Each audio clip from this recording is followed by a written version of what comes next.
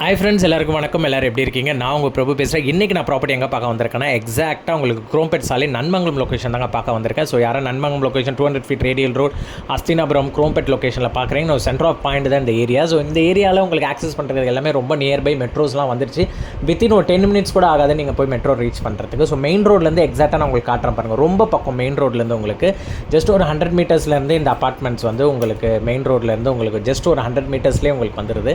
So அதே மாதிரி இந்த ப்ராப்பர்ட்டி பொறுத்த வரைக்கும் உங்களுக்கு ஒரு காம்பேக்ட் ஹோம்ஸ் தான் இது. G+1 ஸ்ட்ரக்சர் இது. ஃபுல்லி கார் பார்க்கிங் கீழே கொடுத்துட்றாங்க. ஸோ இந்த யூனிட்டுக்கு எதுவும் செப்பரேட்டட் கார் பார்க்கிங் கிடையாது. பைக் பார்க்கிங் இருக்குது, நீங்கள் எடுத்துக்கலாம் தாராளமாக. ஸோ இதில் வந்து 1 BHK 1 டாய்லெட் யூனிட் தான் இப்போ நம்ம பார்க்க போகிறோம்.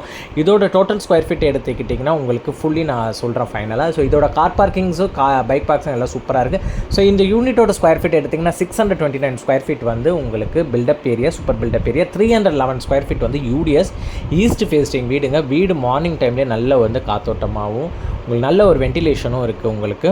ப்ளஸ் நல்ல லைட்டிங்கும் இருக்குது. உங்களுக்கு ஹால்லேருந்து கிச்சன் ஆக்சஸ் பண்ணிக்கிற மாதிரி இருக்கும்.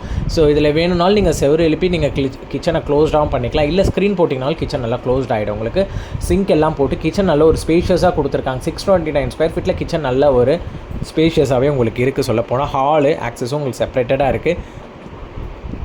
அதே மாதிரி சொல்ல போனால் உங்களுக்கு வந்து செப்பரேட்டட் டைலிங் வந்து 25 டைல்ஸ் தான் போட்டிருக்காங்க. ஃபுல்லாகவே 2 விண்டோஸ் கொடுத்துருக்காங்க உங்களுக்கு லைட்டிங்காக. மேலே சீலிங் ஹைட் பார்த்திங்கன்னா 9.5 ஃபீட் வந்து சீலிங் ஹைட்ஸ் கொடுத்துருக்காங்க. சீலிங் ஹைட் நல்லாவே இருக்குது இந்த வீடு பொறுத்த வரைக்கும். ஸோ அதே மாதிரி இதில் மெயின்டெனன்ஸுன்னு பெருசாக எதுவும் வராது. மோர் தென் 300 to 400 rupees மெயின்டெனன்ஸ் காஸ்ட் வரும் உங்களுக்கு. ஸோ இது வந்து ஒரு கேட்டட் கம்யூனிட்டி மாதிரி தான்.